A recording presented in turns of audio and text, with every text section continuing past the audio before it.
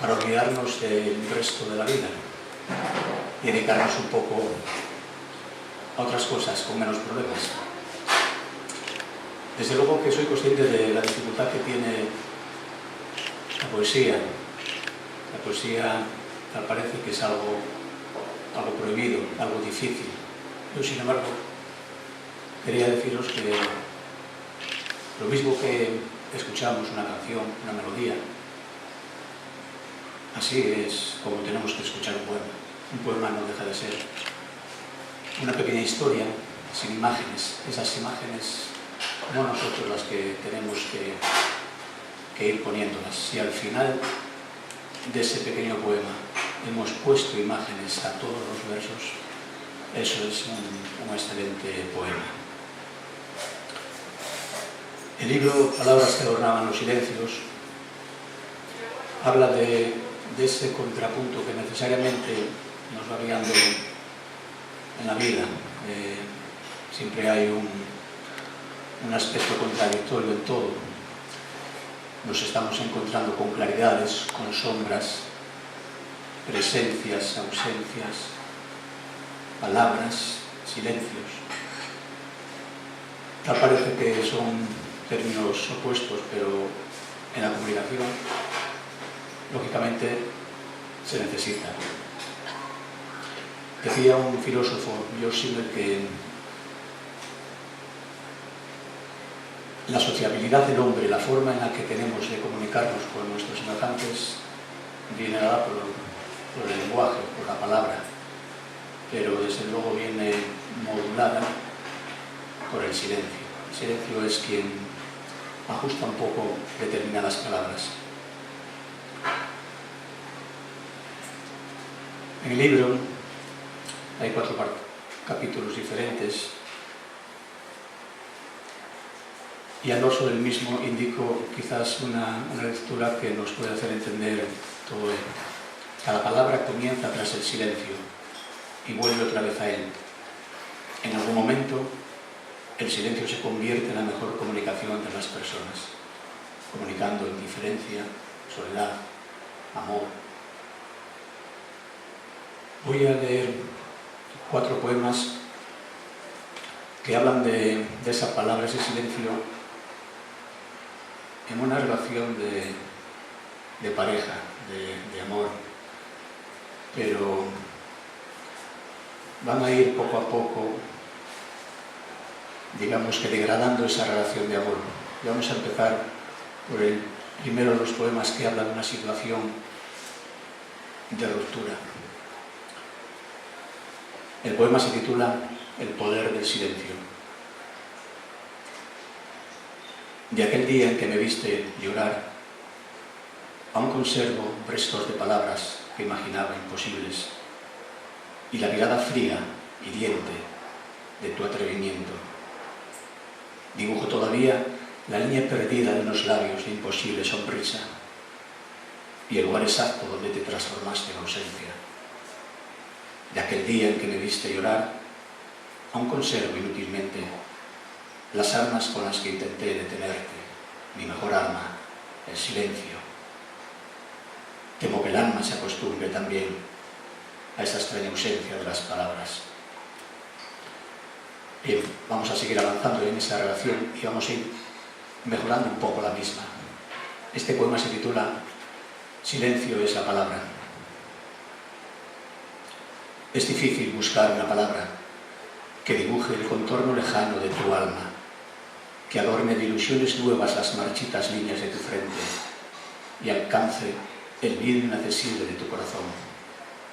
Es difícil buscar una palabra en el abecedario huérfano de nuestra rutina, en los amaneceres que nunca alcanzamos, en el desván secreto y egoísta de nuestra memoria. Sí, es difícil, y por ello, sin letras ya en nuestros corazones, buscamos en la mirada el camino más cercano, la senda que aún pueda encontrarnos. Y así, a la luz de nuestros ojos, aún se iluminan los silencios, silencios que dibujan todavía la armonía de 2 sombras que ya solo entienden de la palabra ausente, la palabra del silencio.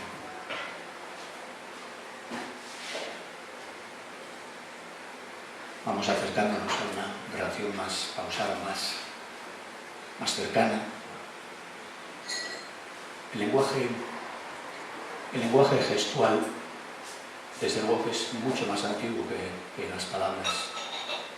Es un lenguaje que nos acompaña desde el principio de nuestra existencia, de la existencia del hombre. Y sin embargo, todavía en momentos determinados utilizamos ese tipo de lenguaje, el lenguaje de los gestos. Y la verdad que da muchas más explicaciones que las palabras. El poema se titula Tus palabras. De las palabras que me dices en silencio, prefiero entender aquellas que no existen, aquellas que dibujan una línea húmeda en tu mejilla, aquellas que entrelazan nuestros dedos y acarician la piel. De las palabras que me dices en silencio, prefiero entender aquellas imposibles de escribir, aquellas que adornan el extraño libro de la vida, hojas en blanco, misteriosos sentimientos, tus palabras, silencios y secretos. Bien, llegamos por fin a ese cuarto poema en el que digamos que la relación amorosa tiene otro componente, tiene ya otra cercanía, pero que aún así es consciente de esa dificultad diaria en la que se marcan todas las relaciones. Pero también es consciente de un compromiso para continuar adelante.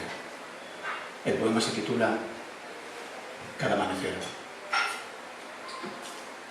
Somos tal vez una suma equivocada de sentimientos, un diálogo de oscuridades y sombras, de palabras que se instalan en cada amanecer para dar historia a un nuevo día. Somos un sueño interminable de deseos, un dibujo inacabado de colores imposibles que se esfuman del cuadro imaginario de esta vida. Somos la sombra, la incertidumbre, la duda del comienzo de esta lucha, pero también ese impulso que renace cada día para enfrentarse definitivamente a cada nuevo amanecer. Bien, como había dicho al principio, estos 4 poemas que hablan de las palabras y el silencio en un entorno amoroso. Vamos a leer estos 4 poemas siguientes que hablan de ese silencio en el que a veces nos incorporamos con la sana idea de la meditación, un silencio que nos acompaña. Es curioso que en la cultura mediterránea el silencio es una situación muy poco aceptada. Parece que nos pueden más las palabras, la palabrería en algunas ocasiones. Por eso estos 4 poemas hablan de lo contrario, precisamente, del silencio como sinónimo de lentitud, como sinónimo de meditación. Este poema corto, se titula Lentitud. El lento paso de un barco eterniza un sentimiento. El atardecer se alarga hacia el último sol. Los recuerdos avanzan entre palabras ausentes. Los pasos acompasados guían el silencio.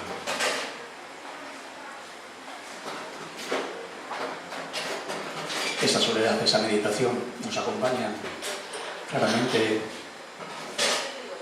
en cualquiera de las geografías que tenemos cerca, en cualquiera de nuestras playas.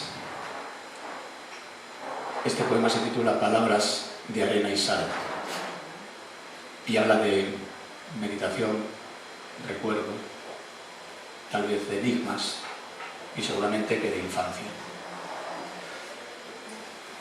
Palabras de arena y sal. Colecciono cada tarde huellas y palabras olvidadas en arena, bajo el último sol del verano. Camino sobre ellas, las rescato de su triste final bajo las olas y las ordeno celosamente en alguna parte de mi alma. Mientras la luz del sol declina, escribiendo impasible la derrota anunciada el otro día. Siento entonces que alguna vez la luna ha seguido sus pasos, la línea de la duda, de la esperanza, la inalcanzable línea azul del horizonte. Bien. Seguimos avanzando en estos silencios y vamos a leer un poema dedicado precisamente a Café Vicente. Un poema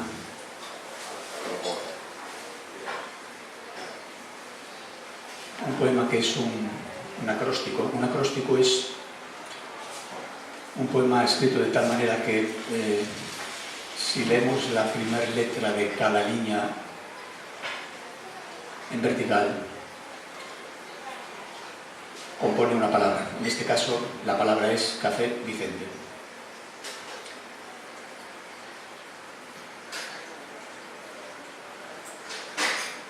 Se titula Café Tertuliano y creo que hace justicia a lo que sentimos cuando estamos aquí en este café. Cuando busques alcanzar algún silencio, acercarte al espejo de tu alma, fundirte acaso en laberintos de palabras, entonces ven aquí, a este café. Vivirás un momento diferente, inmenso, en calidades y sensaciones, compartidas por tertulias que conviven en el breve espacio de un tiempo negado al ritmo cotidiano de las prisas. Tendrá recompensa tu espíritu en este mundo mágico, en este café. Bien, vamos a ir terminando. Como una curiosidad que incorporo en este libro,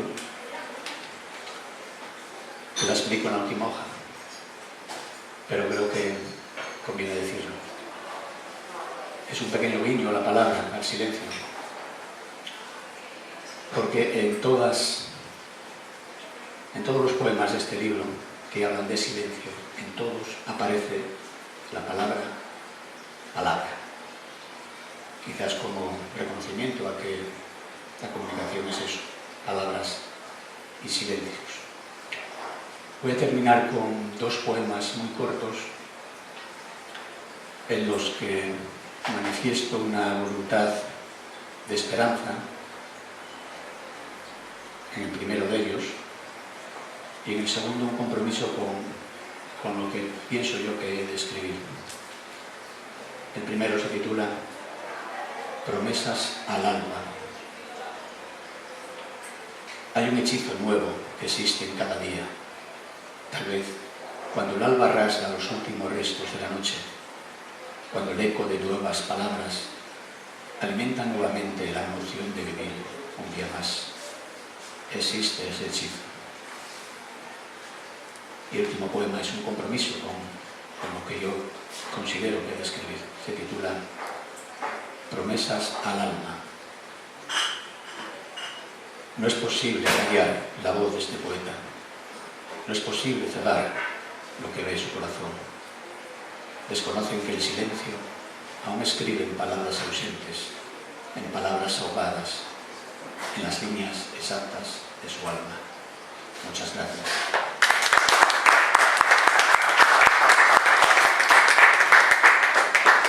Bueno. Estoy dispuesto a cualquiera de las preguntas que considere, cualquier curiosidad, cualquier pequeña explicación que pueda estar en mi plan. Sí, adelante. ¿Qué lugar crees que ocupa la poesía ahora mismo? ¿Y qué futuro puede tener? La poesía, como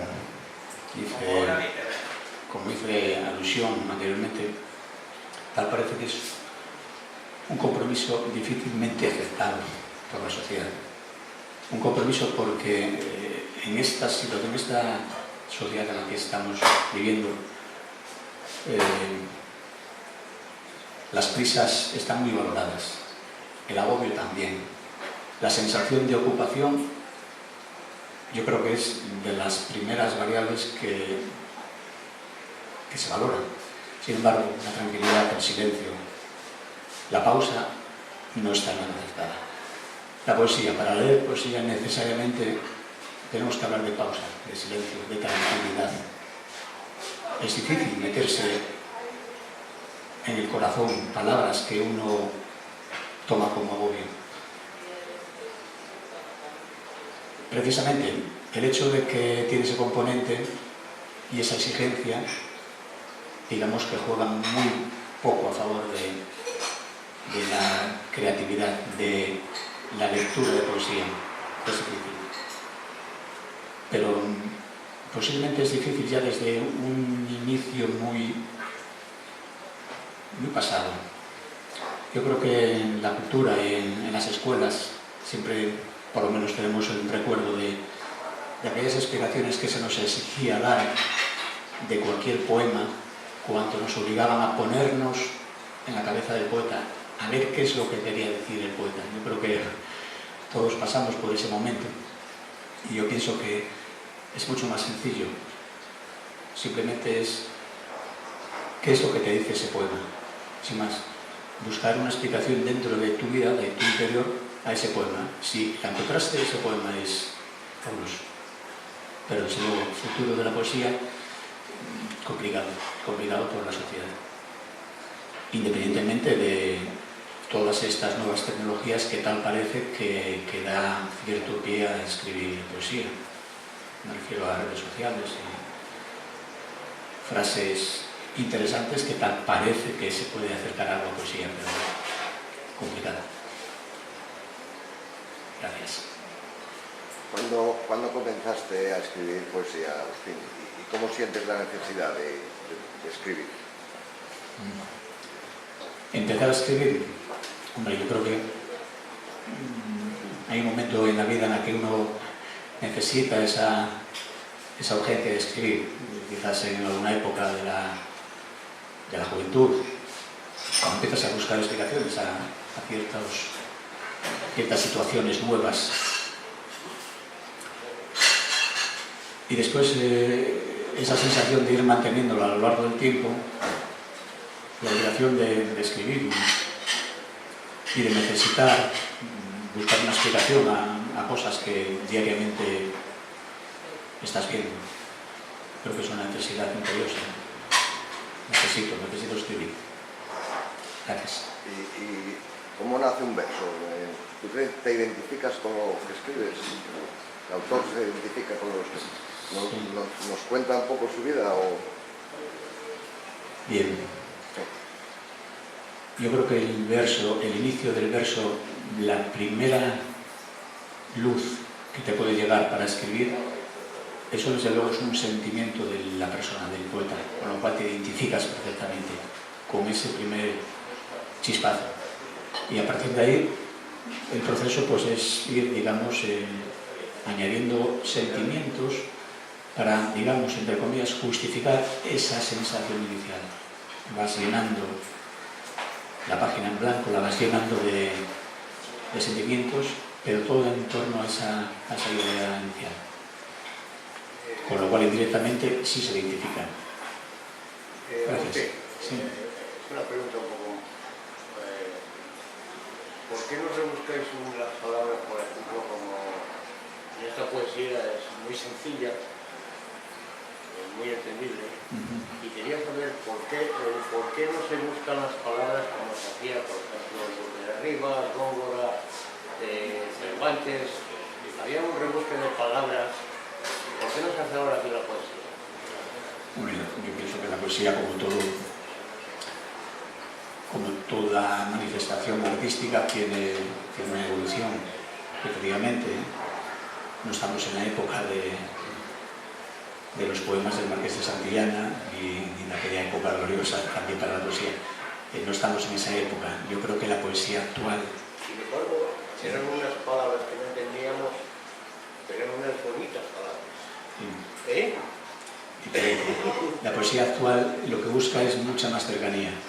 Y esa cercanía la consigue de dos maneras. con temas cotidianos y sobre todo con un lenguaje, con una palabra muy cercana, muy habitual. Me habla de la poesía de otros siglos, efectivamente. Tenía unas palabras, digamos, más rebuscadas. Y posiblemente, precisamente, esa forma de escribir podía alejar un poco el aprecio para la poesía. Y dices ayer uno de tus poemas, palabras rebuscadas. Sí. ¿Eh? Sí, sí. Pero tú no has rebuscado ninguna No, palabra aquí. en absoluto. Yo pienso que la poesía, la forma de acercarse es con palabras bastante cotidianas. Es una forma de entenderla. Gracias. ¿Qué proyectos tienes, Agustín? Sí, perdón. Sabes que ayer fue el primer Nobel de literatura, ¿no? Yo tengo muchos amigos que son músicos y casi todos hacen libros de poesía. Yo quiero que tú como poeta, ¿qué opinas de toda la polémica que hubo cuando Dylan le dieron el Nobel? Por poesía no, Sí. pero por su trayectoria como músico. Efectivamente. Al final de la pregunta, yo pienso que debería haberse marcado un premio Nobel diferente. No es exclusivamente utilizar el premio de poesía para una actividad cultural que puede acercarse a la poesía, pero no es poesía. No es poesía. En los inicios de la poesía, estamos hablando de siglos atrás, la poesía y la música estaban juntas. La poesía nació con la música. La poesía nació con la música. En determinado momento, cuando esas palabras tan técnicas, tan especiales, fueron cogiendo fuerza, la poesía se desgajó de la música. Y a partir de ahí intentó crear, digamos, una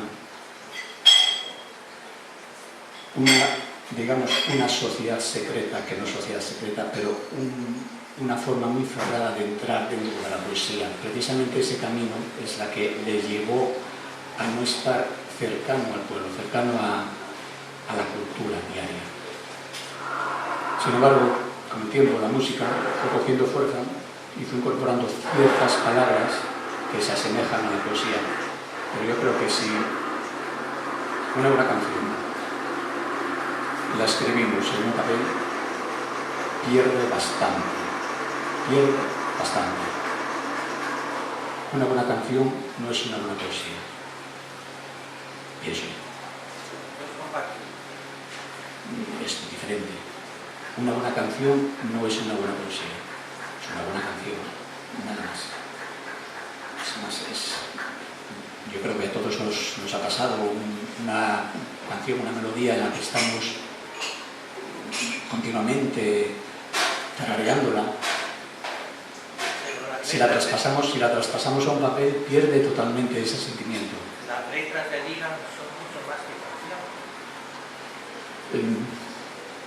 Estamos hablando de las letras. Posiblemente las letras de Dylan tengan un componente de poesía. No tanto como el que pudiera tener precisamente otro poeta músico, Leonard Cohen. En Leonard Cohen estaba pensando porque la trayectoria de Leonard Cohen, si no recuerdo mal, fue primeramente poeta. Después incorporó la música en sus poesías. Estamos hablando de una persona que tiene un sentimiento poético, que lo adorna con música. El caso de Dylan yo creo que es algo diferente. Vamos, entre las dos figuras yo veo más poeta a Leonard Cohen. Pero Vicente, algo me decías. Nada, te preguntaba los proyectos que tienes, si ya tienes en mente escribir más libros. Sí, efectivamente. Este libro lo saqué en noviembre de este año pasado y hay otros dos libros terminados y estoy escribiendo sobre ellos. Con lo cual, digamos que de una manera pausada saldrá otro próximo libro en 2 meses. Haremos estas pequeñas promociones y continuamente es una rutina, una necesidad la de estar escribiendo. tienes una necesidad de escribir, ¿no? Sí, sí, sí. Sí, yo creo que, digamos que en cuanto uno incorpora rutinas a su forma de vivir, no le cuesta nada, en absoluto. Yo no me levanto con la necesidad de tener que escribir, no, es algo natural. ¿Escribes en el ordenador o te inspiras mejor escribiendo? Yo normalmente cuando salgo suelo llevar una libreta, anotaciones, o un libro. Y en un libro, normalmente al final, en casi todos los libros hay alguna poesía escrita. Pero sí, es escribir una línea y después ya con tiempo desarrollarla. En esa línea ya está el recuerdo de lo que tú quieras modificar, incorporar. Digamos que está la base de tu poesía. ¿Y en qué te inspiras principalmente? ¿Hay algo que te inspire para hacer cosas cotidianas? Ya, digamos que la poesía en la que yo me encuentro cómodo pues es esa poesía, cosas cotidianas, temas amorosos, nostálgicos, infancia. Todos los días suele haber algo, alguna pequeña palabra, alguna visión, cualquier situación que te hace desarrollar algo. Es solamente estar al tanto, apuntarla y después ya desarrollarla. Yo leí hace un tiempo una poesía que me impactó y no se me olvidó más, que era algo así como, yo lo teatralizaba un poco, ¿no? Era olvido, soledad, extraños nombres de mujer. Es que me impactó, nunca lo había pensado así. Y había más nombres seguramente. Esa es una cita que tengo en el libro anterior, efectivamente, contra el olvido, fuera de sentimientos. Pues digamos que hace un guiño curioso a esos nombres tan cotidianos que tenemos, nombres de personas, nombres de mujeres, en este caso, que están tan identificados con la persona, con el nombre, que pierde otro sentido, como puede ser un sentimiento. Olvido es un sentimiento, también un nombre. Olvido, soledad, extraños nombres de mujer. ¿Claro? El poema tiene un desarrollo en la que yo hablaba precisamente del sentimiento del olvido y del sentimiento de la soledad. El poema iba desarrollándose en esos parámetros. El lector va enfocando ese poema hacia esos sentimientos. Cuando al final pones esa indicación, olvido, soledad, extraños nombres de mujer, yo creo que se cae totalmente el planteamiento primitivo. Bueno, sí. Yo tenía, es una curiosidad más que otra cosa. Me gustaría saber por qué los escritores, sobre todo los poetas, gustáis tanto de la amargura y de la tristeza para escribir. A ver, no he leído el libro evidentemente, pero imagino que los poemas que has leído hoy son a modo de ejemplo del resto del contenido del libro. Y creo, bueno, evidentemente esto es una opinión personal, incluso la puedes tomar como una sugerencia. El silencio realmente puede llegar a ser muchísimo más profundo que lo que has descrito en tus poemas. Y siempre le das ese toque de amargura, de tristeza, cuando el silencio puede ser realmente maravilloso. Puede ser muchísimo más profundo, mucho, no lo sé, es que es una cosa porque siempre tendéis a la desgracia, siempre tendéis a la amargura, a la tristeza. Sí. Y es por algo concreto, no sé, tengo esa curiosidad. Yo pienso, y seguramente el resto de los escritores que toman la decisión de escribir bajo un sentimiento de pena o de tristeza, pues es precisamente porque es en ese momento, en esa sensación en la que uno encuentra más libertad, se ve como mucho más cercano a sí mismo. Es la mejor forma de explicarte. Cuando estoy contento, alegre, me resulta difícil escribir. Pero eso es muy triste, quiero decir, es que hay muchas cosas que, esta es mi opinión, yo no soy escritora, ni mucho menos, pero no lo sé, ¿por qué en vez de hablar de cómo se destruye mediante los silencios una relación, por qué no hablar de esas relaciones que han durado toda la vida y que con los silencios se comunican. Por ponerte un ejemplo, es que de hecho fue lo primero que me vino a la cabeza cuando hablaste de esa pareja que se va degradando. Decir, ¿por qué no hablas de lo contrario? Que es todavía muchísimo más profundo que el amor sin palabras. En esos 4 poemas que leí inicialmente, digamos que el proceso de la relación empezaba en la situación más complicada, en la que había un abandono, hasta ir acercándose paulatinamente, precisamente a lo que dices, a la compañía, a la forma de estar juntos. Hay poemas que hablan también un poco irónicos de la relación amorosa, diferente a los que he leído, pero lo que te digo inicialmente, que por lo menos mi forma de escribir, mi característica como escritor de poesía está basada en nostalgia, sentimientos. Yo pienso que es como cualquier cantautor, como cualquier músico. Un músico está casi especializado en la mayoría de sus canciones en una determinada característica, digamos. Y es como él se siente mejor. Yo escribo desde luego como mejor me siento. Y como cuando llego a las sensaciones que quiero transmitir es precisamente a través de momentos difíciles. Pero hay alguno más ameno, digamos. Menos triste. Me gustaría romper una lanza a favor de la alegría, del amor y de todas esas cosas, porque es que para amargura ya tenemos bastante en la vida y parece que ese otro lado está cada vez más olvidado. También los hay. Y yo pienso que cuando uno medita la poesía, digamos que tiene cierto paralelismo con la meditación. Si interpretas siempre, piensas poesía, digamos una forma de encontrarte a ti mismo. Yo creo que la mayoría de las personas cuando quieren hacer eso están más cerca de sentimientos algo tristes que no de excesiva. Me vas a disculpar, pero entonces es porque no han encontrado una paz. O sea, la meditación no les sirve absolutamente para nada. Así de claro, yo medito también. Y precisamente la meditación se realiza precisamente para llegar a ese estado de armonía.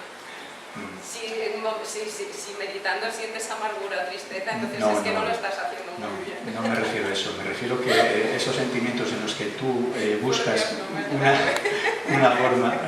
una forma de explicarte, cada persona se encuentra de una manera determinada. Simplemente. Sí, en eso estoy de acuerdo, pero bueno. Pero insisto, que aquí hay poemas también de otra manera. Efectivamente. No los he leído, pero bueno. ¿Alguna pregunta más? Yo opino que es buenísimo escribir poesía. Bueno, es, digamos, intentar poner un sentimiento tuyo en unas líneas. Y lo primero que tienes que hacer es saber, conocer ese sentimiento y trasladarlo. Discrepancias. Sí, hay que saber cómo trabajar. Bueno, aparte de otras características, digamos que lo primero es eso. Lo primero es saber qué sentimiento es el que quieres transmitir. Efectivamente, después hay que transmitirlo. Ya, efectivamente. Hombre, me refiero como cualquier actividad artística. Un pintor, lo primero que tiene que saber es qué es lo que quiere pintar, independientemente de que después se le exija una facilidad para llevarlo a un cuadro. La poesía no es fácil. Puede ser ciertamente complicado. Sí, yo opino lo mismo, que no tiene que ser fácil.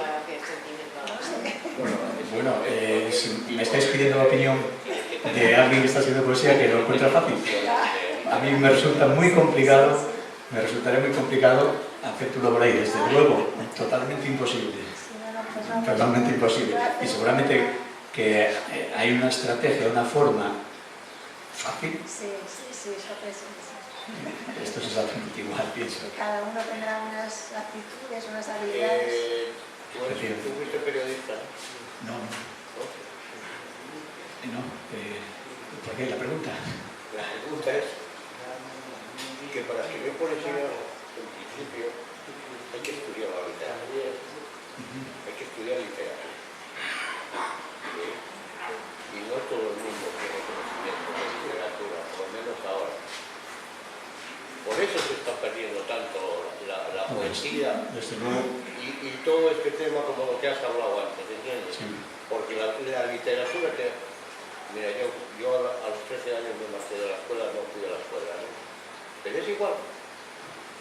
Nos enseñaban, nos daban a conocer a todos los autores de poesía y, como bien dice, ya desde muy pequeños nos enseñaban a meternos en sus pensamientos.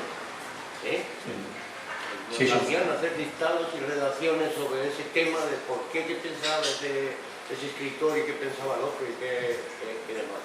Eso no es fácil. Sí, Eso no es fácil. Y eso ya no se da a las escuelas. eso hilvana con la idea que comentábamos aquí, de bueno, estamos en un tipo de sociedad que culturalmente pues posiblemente no esté volcándose como debería de ser. Creo que estás de acuerdo. Por supuesto. Eso tiene que ser desde el principio. Es básico. Para que todo eso pueda salir a la luz. Eso es necesario, efectivamente. Es necesario. Bueno, yo tengo que marchar. ¿Alguna pregunta más? Muchas gracias, Agustín. Muchas gracias a Muchas vosotros. gracias.